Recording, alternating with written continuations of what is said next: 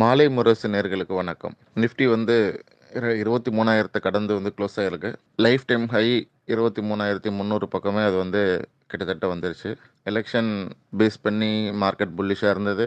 But result வந்த அன்னைக்கு expected லெவல்ல வந்து மெஜாரிட்டி கவர்மெண்ட் கிடைக்கல அப்படிங்கிற ஒரு நெகட்டிவ் நியூஸ் வந்த உடனே மார்க்கெட் வந்து ஒரு 10% ஃபால் ஆகுது. எகெயின் வந்து கொஞ்சம் கொஞ்சமாக வந்து மார்க்கெட் வந்து ரெக்கவர் ஆகி ஸோ எந்த பிரச்சனையும் இல்லை ஃபார்ம் பண்ணுறதுக்கு அப்படிங்கிற மாதிரி ட்ரேடர்ஸ் நினைக்கிறதுனால மார்க்கெட் வந்து திரும்பவும் வந்து உச்ச நிலைக்கு சென்றுச்சு. ஸோ இது வந்து பார்த்தீங்கன்னு சொன்னால் நான் ஏற்கனவே சொல்லியிருந்தேன் நான். இது ஃபண்டமெண்டலாக சொல்லும்போது இதுதான் காரணமாக இருக்கும். But technical forecast market chart அனாலிசிஸ்லலாம் வந்து நம்ம லாங் டேர்மில் இந்திய பங்குச்சந்தை வந்து எந்த அளவுக்கு வந்து ரியாக்ட் ஆகும் அப்படிங்கிறத சொல்லியிருக்கேன். திரும்பவும் நான் வந்து பதிவு பண்ணிக்கிறேன். 2019 செப்டம்பர் மாதம் மாலை முரசு இதே சேனலில் வர்த்தக முரசுன்ற ப்ரோக்ராமில் நம்ம சொல்லியிருந்தோம். அப்போ நிஃப்டி வந்து 12,000 இருந்தது.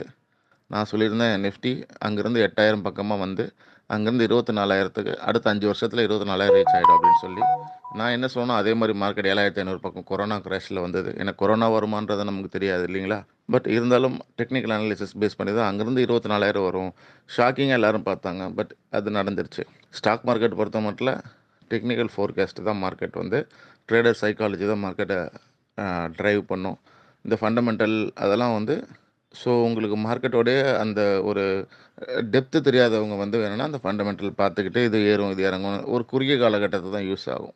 இப்போ வந்து அதோட முடிஞ்சிருச்சு இல்லைங்களா. இப்போ மார்க்கெட்டில் டெய்லி நியூஸாக வருது. இப்போ மார்க்கெட் வந்து அடுத்து 27,000 போகும்.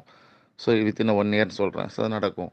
ஸோ இதுக்கெலாம் வந்து பார்த்தீங்கன்னா கம்ப்ளீட்டாக வந்து மார்க்கெட் நல்லா ஸ்டடி பண்ண தெரிஞ்சிருக்கணும். ஸோ அப்போ தான் நீங்கள் வந்து ஒரு இன்வெஸ்டராக இருக்கிறீங்கன்னா நம்மளுடைய இந்த நியூஸ் மாலை முரசு செய்தியில் வரக்கூடிய நம்மளுடைய இந்த ப்ரோக்ராம் காலையில் தினமும் பார்த்தாலே அதில் வர நான் கொடுக்குற அந்த கைடன்ஸும் உங்களுக்கு போதும். இப்போதைக்கு வந்து பார்த்திங்கன்னா தொடர்ந்து புல்லிஷில் இருக்குது. நியூ இன்வெஸ்டர்ஸ் கூட எதுவும் பேனிக் ஆக வேண்டாம். ஆனால் இப்போ லைஃப் டைம் ஹையில் இருக்கிறதுனால திரும்பவும் மார்க்கெட் வந்து ஒரு 5லேருந்து 10% விழுந்துட்டு கூட திரும்ப மேலே வரலாம். ஸோ ஃப்ரெஷ் இன்வெஸ்ட்மெண்ட் எதுவும் பண்ண வேணாம். எஸ்ஐபி இன்வெஸ்ட்மெண்ட் பண்ணுறவங்க தாராளமாக பண்ணிக்கலாம். நன்றி, வணக்கம்.